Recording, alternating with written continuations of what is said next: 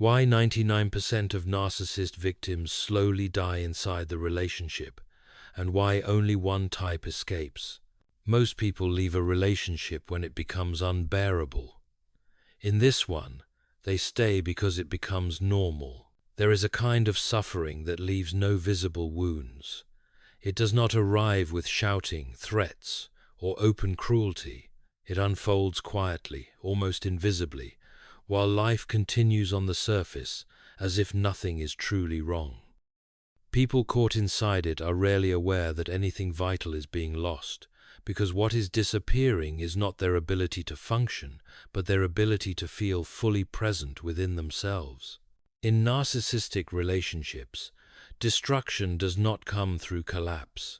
It comes through erosion, the slow weakening of inner certainty, the gradual loss of trust in one's own perceptions. You do not wake up one morning feeling broken.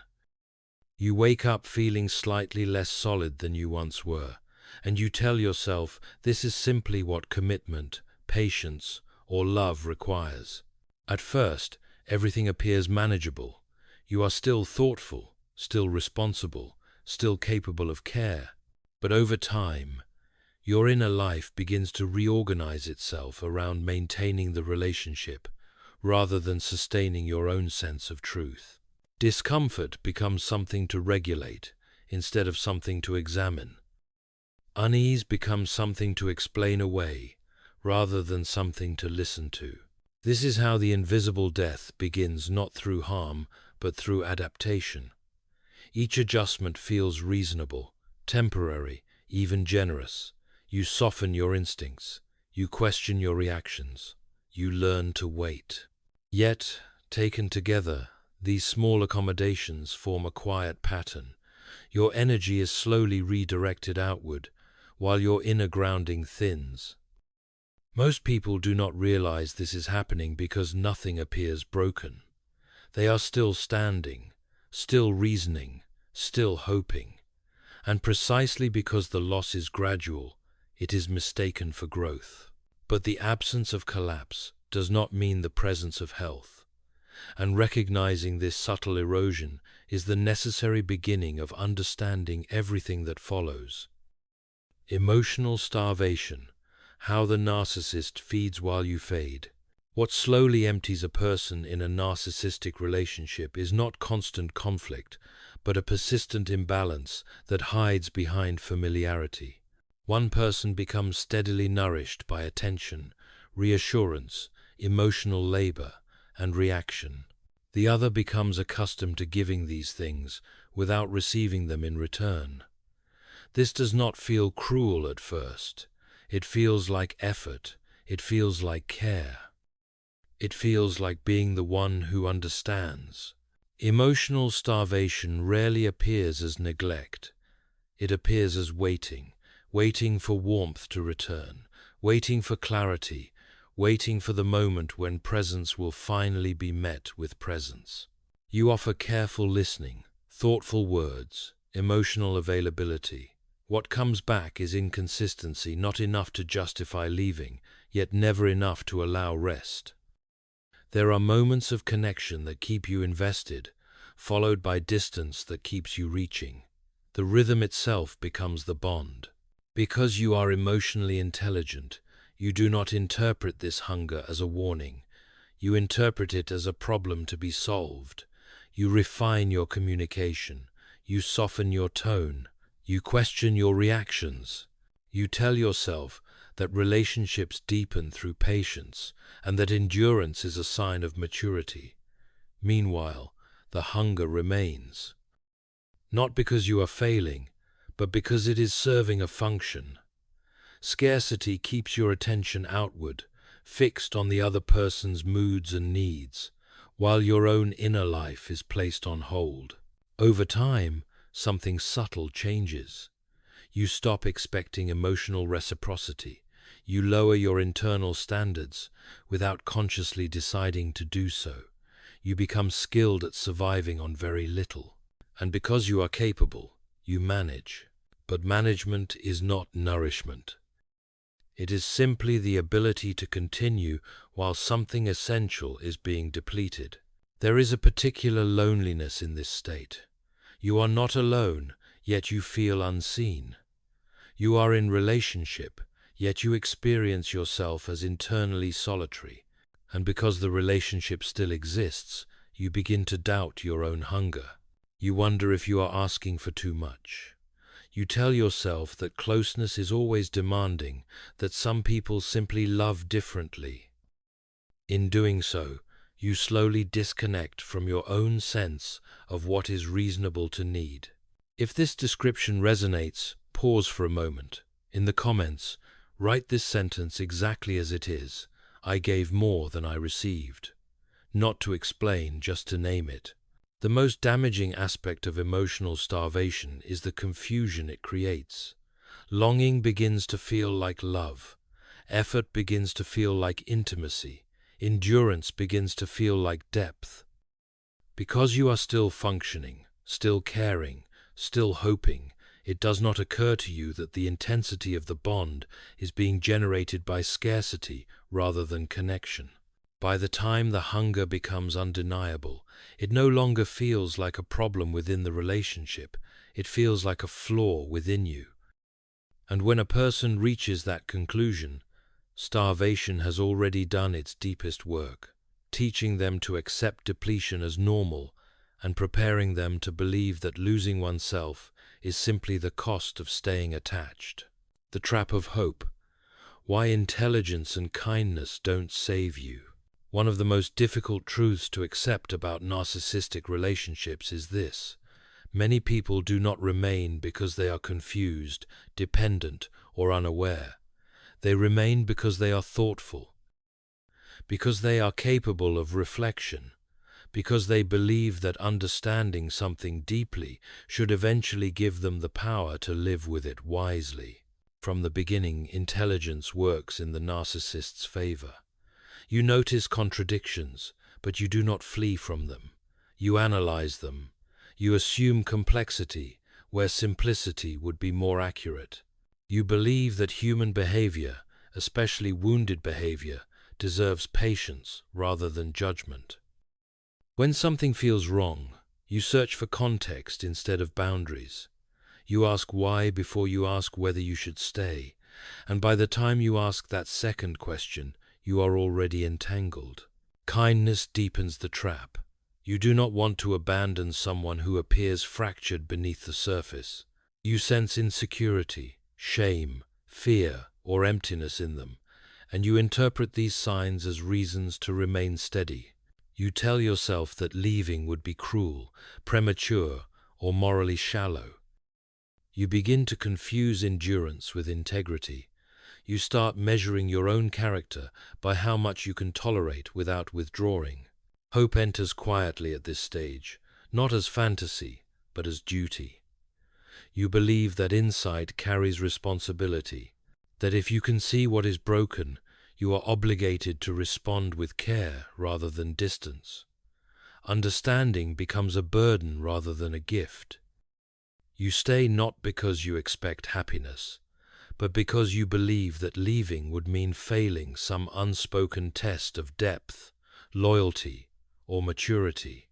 What makes this especially destructive is that the hope feels principled. You are not waiting for a miracle, you are waiting for coherence. You want the story to make sense. You want the patience you invested, the sacrifices you made, the explanations you offered to culminate in something intelligible. Leaving would not only end the relationship, it would collapse the meaning you have been using to justify your suffering. Over time, hope stops pointing toward the future and starts guarding the past. You remain because you cannot bear the thought that what you endured led nowhere. You cling to brief moments of connection as evidence that the meaning is real, even when those moments require you to shrink, reinterpret, or remain silent to exist at all. You tell yourself that all deep relationships involve pain, forgetting that depth is meant to enlarge the self, not erase it. This is why intelligent, kind people often stay longer than anyone expects. They are not blind, they are invested. They do not want to admit that their understanding was misplaced, that their patience was consumed without transformation, that their presence did not heal what it was offered to. As long as hope survives, it postpones the reckoning with reality. And hope, when detached from truth, can become remarkably resilient. Eventually, however, hope begins to change its texture. It no longer feels sustaining, it feels heavy. It demands constant reinterpretation of events that no longer align with your inner sense of what is right. You notice that hope now requires you to doubt your own perceptions, minimize your own exhaustion, and silence your own resistance. At that point, hope is no longer an expression of faith in life. It has become a defense against clarity. This is the quiet crisis at the heart of the narcissistic bond. The moment when the very qualities that once defined your strength, intelligence, kindness, discernment, are revealed to have been turned inward against you. And when a person finally sees that hope has been functioning not as light, but as delay, something begins to loosen. Not dramatically, not all at once, but enough for a different question to arise, not, "How do I make this work?" but "Why have I been working so hard to remain somewhere that steadily requires me to disappear?" That question does not end the attachment immediately, but it weakens the spell.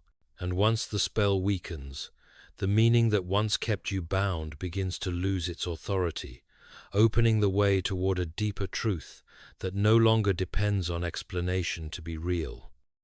Why 99% stay? The addiction to meaning, not the person. Most people who remain in narcissistic relationships do not do so because they are attached to the narcissist as a person. By the time the relationship has reached its most damaging stage, attachment to the individual has already begun to fade. What remains is something far more difficult to release, the meaning that has been built around staying. At some point, the relationship stops being about connection and becomes about coherence. You have invested time, patience, emotional labor, and self-restraint. You have explained yourself carefully. You have endured confusion without collapsing into bitterness. You have stayed present where others would have withdrawn. These efforts form a narrative, and that narrative becomes part of how you understand yourself. Leaving threatens not only the relationship, but the story that gives those sacrifices significance. This is why departure feels so disorienting. It is not the loss of the other person that terrifies you most, but the possibility that what you endured may not have led anywhere meaningful. If the relationship ends without transformation, without resolution, without redemption, then the suffering risks appearing unnecessary. And the human mind resists that conclusion with extraordinary force. Meaning, once attached to pain, can become more binding than affection ever was. Gradually, you begin to stay not because you believe the relationship will improve, but because you believe it must mean something. Small moments of warmth are magnified. Brief instances of understanding are treated as confirmation. You tell yourself that depth is rare, that complexity is unavoidable, that walking away would be simplistic. In reality, these interpretations are not about the narcissist at all. They are about preserving the internal architecture that has been built to make endurance feel purposeful. This is where many people misunderstand themselves. They assume they are afraid of being alone, when in fact they are afraid of emptiness. Not emotional emptiness, but existential emptiness, the sense that years of effort might collapse into silence, without explanation or reward. Staying allows the narrative to continue. Leaving forces a reckoning with the possibility that meaning must now be rebuilt elsewhere. Narcissistic relationships exploit this vulnerability with remarkable precision. They rarely provide enough stability to allow closure, but they offer just enough ambiguity to keep meaning suspended. The relationship remains unresolved, And unresolved meaning is far harder to abandon than resolved pain. You linger not because you are convinced, but because the story is unfinished. And unfinished stories exert a peculiar gravity on the human mind. Over time, meaning itself becomes the object of attachment. You are no longer protecting the relationship, you are protecting the version of yourself who believed in it. To leave would feel like betraying that earlier self, the one who hoped, who tried, who endured with sincerity. And so you remain loyal to a narrative long after the relationship itself has ceased to nourish anything real. The tragedy is that meaning, when severed from truth, begins to hollow out the very self it was meant to support. The longer you stay to preserve the story, the more you must ignore your own lived experience. Exhaustion is minimized. Discomfort is rationalized. Inner resistance is treated as immaturity. Meaning demands maintenance, and that maintenance increasingly requires self-abandonment. Eventually, something quiet but decisive occurs. The meaning you have been protecting begins to feel heavier than the pain it was meant to justify. You notice that holding the story together requires constant reinterpretation of your own reality. You realize that the narrative can only survive if your inner life continues to shrink, and at that point, meaning reveals its true cost. This is where most people remain, not because they love the narcissist, not because they believe anymore, but because letting go of meaning feels like letting go of themselves. And until a person can see that meaning is meant to serve life, not replace it, the relationship remains, not as a bond between two people, but as an idea that refuses to release its hold. The one type that escapes, the person who stops explaining. The person who escapes a narcissistic relationship is rarely the one who understands the most. It is the one who reaches a point where understanding no longer feels necessary. This shift does not come from sudden insight or dramatic resolve. It arrives quietly, after explanation has been exhausted of all meaning. For a long time, explanation feels like virtue. You explain your intentions to prevent misunderstanding. You explain your pain to invite care. You explain your boundaries so they will be respected. You explain your silence so it will not be misinterpreted. Each explanation is offered in good faith, with the belief that clarity will eventually create connection. And when connection does not follow, you assume the explanation was insufficient, not that it was unnecessary. Over time, explanation becomes a form of self-defense. You explain not to be known, but to avoid distortion. You learn that if you do not clarify yourself, the narcissist will define you. So you stay verbally present, carefully articulating your inner life, hoping that accuracy will protect you. What you do not see is that explanation has quietly replaced dignity. You are still speaking, but you are no longer standing. The turning point comes when a person realizes that explanation has become endless, that no amount of precision alters the outcome, that being understood was never the goal on the other side. The narcissist does not misunderstand, they reinterpret. They do not lack information, they reshape it. And once this is seen clearly, explanation loses its moral weight. It no longer feels like honesty, it feels like participation in a loop that erases you. Stopping explanation does not feel empowering at first. It feels wrong, incomplete, almost irresponsible. You are accustomed to being legible, transparent, reasonable. Silence feels like abandonment of your values. But gradually, another truth emerges. Explanation offered to someone committed to distortion is not virtue, it is exposure. The person who escapes does not confront this with anger. They do not announce withdrawal. They simply stop offering their inner life for correction. They no longer argue their sincerity. They no longer defend their memory of events. They no longer try to be accurately perceived by someone who benefits from misperceiving them. This is not withdrawal of care, it is withdrawal of consent. What returns in this absence is subtle but unmistakable. Energy that was once spent translating yourself begins to settle back into your body. Your thoughts become quieter, your reactions slow. You notice that nothing catastrophic happens when you stop explaining. The relationship does not suddenly heal, but neither does it collapse into chaos.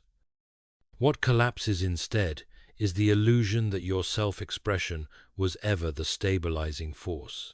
This is the moment when escape becomes possible, not because the narcissist changes, but because you do. You are no longer negotiating your reality. You are no longer seeking recognition as proof of existence. You begin to experience yourself directly again, without the intermediary of another person's response. And that experience, once restored, is difficult to surrender. The one who escapes does not do so loudly. There is no victory speech, no declaration of truth finally spoken. There is simply a quiet refusal to continue the performance of being understandable. The need to be seen gives way to the decision to see oneself. And in that decision, the relationship loses its central power not because it is defeated, but because it is no longer being fed. What makes this type so rare is not strength, but restraint. The ability to let misunderstanding stand without rushing to correct it. The willingness to allow someone else's version of you to exist without contest. This restraint feels unbearable to most people because it appears like self-erasure. In truth, it is the opposite. It is the moment when the self is no longer offered up for debate. And once explanation ends, something else begins. Not freedom yet, but space. Space to feel without justification. Space to think without defense. Space to exist without rehearsal. And within that space, the possibility of leaving no longer feels like loss, but like alignment. The quiet alignment of an inner life, no longer arranged around being interpreted. The moment of awakening, when indifference replaces resistance. For a long time, most people believe that freedom arrives through resistance. They imagine that one day they will finally speak clearly enough, stand firmly enough, or withdraw forcefully enough for the relationship to shift. Resistance feels active, it feels moral, it feels like self-respect in motion. And because narcissistic relationships provoke so much inner conflict, resistance becomes the primary way the self tries to survive. But resistance is still engagement. It still places the narcissist at the center of your inner life. Anger, frustration, pleading, explaining all of it keeps the other person emotionally relevant. Even clarity, when used as a weapon, maintains the bond it is trying to sever. As long as you are resisting, you are still oriented toward them. The awakening does not arrive as clarity alone. It arrives as quiet indifference, not the indifference of contempt, but the indifference of no longer needing to respond. This moment is often misunderstood, even by the person experiencing it. It does not feel triumphant, it feels strangely neutral. You notice that the familiar surge of urgency is gone. The need to correct, to confront, to clarify simply does not rise. At first, this absence can feel unsettling. You may wonder if something is wrong with you, if you have become cold, detached, or numb. But numbness avoids feeling. Indifference is a form of precision. You still see what is happening. You simply no longer experience it as something that requires your participation. The emotional hook loosens, not because the behavior has changed, but because your nervous system no longer interprets it as central. This shift is subtle. The narcissist's moods no longer determine the temperature of your inner world. Their approval stops feeling like safety. Their disapproval stops feeling like threat. You still notice their reactions, but they land somewhere outside you rather than inside. And because there is no dramatic declaration, no confrontation to mark the change. It can take time to realize that something fundamental has already moved. Indifference replaces resistance when the self has quietly reclaimed authority. Not authority over the other person, but authority over its own attention. You are no longer trying to win, prove, or expose. You are simply no longer organizing your inner life around the relationship. The constant monitoring ends. The rehearsed conversations fall silent. What remains is a growing stillness that does not need justification. This is why awakening feels anticlimactic. There is no sense of victory. There is only the absence of strain. You realize that the relationship no longer occupies the mental space it once did. And in that realization, a deeper truth emerges. What kept you bound was not the narcissist's power, but your own continuous engagement with it. When indifference settles in, the narcissist often becomes more visible, not less. Without resistance to react against, their behavior loses its urgency and reveals its repetition. The pattern stands exposed, but you are no longer compelled to name it. Seeing becomes enough. And because seeing does not require action, you are finally free to let reality be what it is. This is not detachment born of superiority. It is detachment born of completion.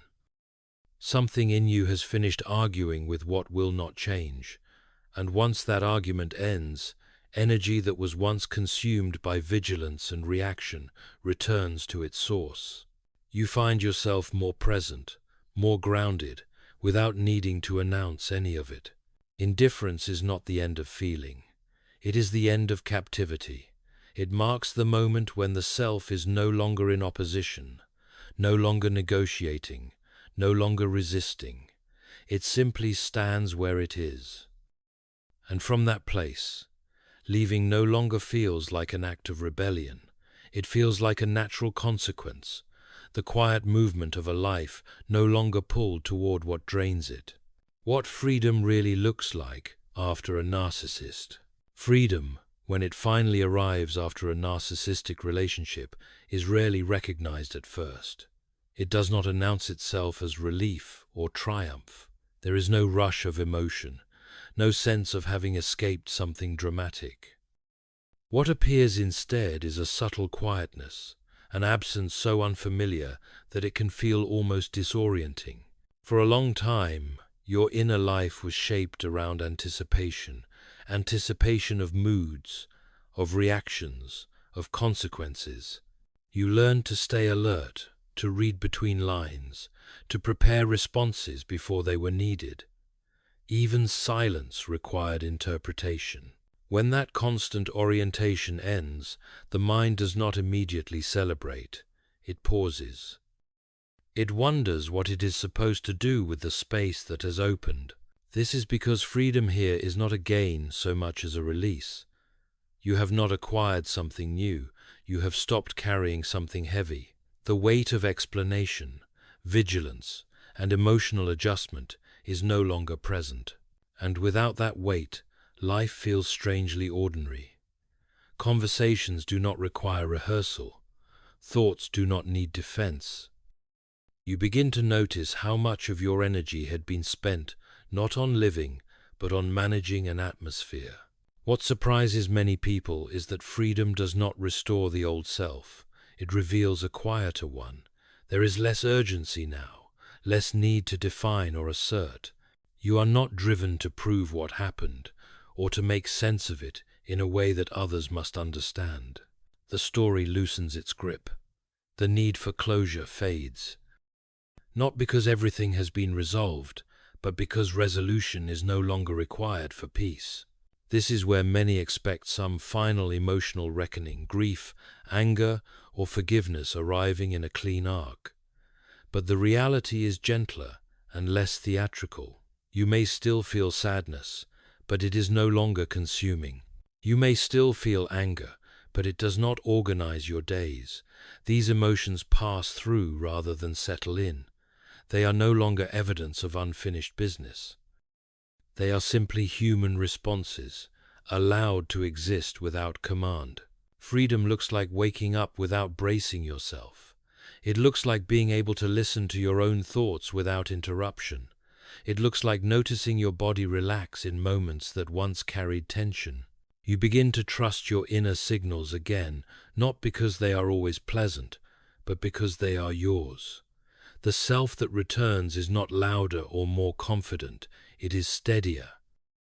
Perhaps the most telling sign of freedom is this. The narcissist no longer occupies the center of your inner narrative. They may still exist in memory, but they no longer define meaning. You do not need to forgive them to move on.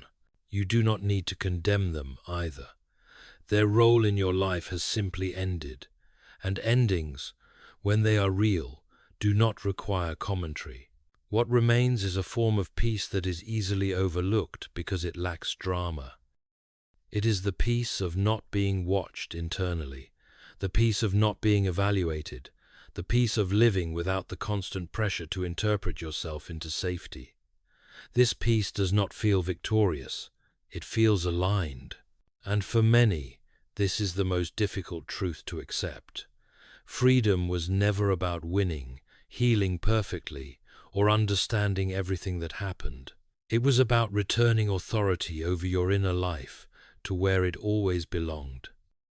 Once that authority is reclaimed, quietly and without display, the relationship loses its final hold, not because it was defeated, but because it no longer has a place to stand. This is how the story ends. Not with resolution, but with stillness. Not with answers, but with presence. And in that presence, life resumes not as something to be managed, but as something that can finally be inhabited again.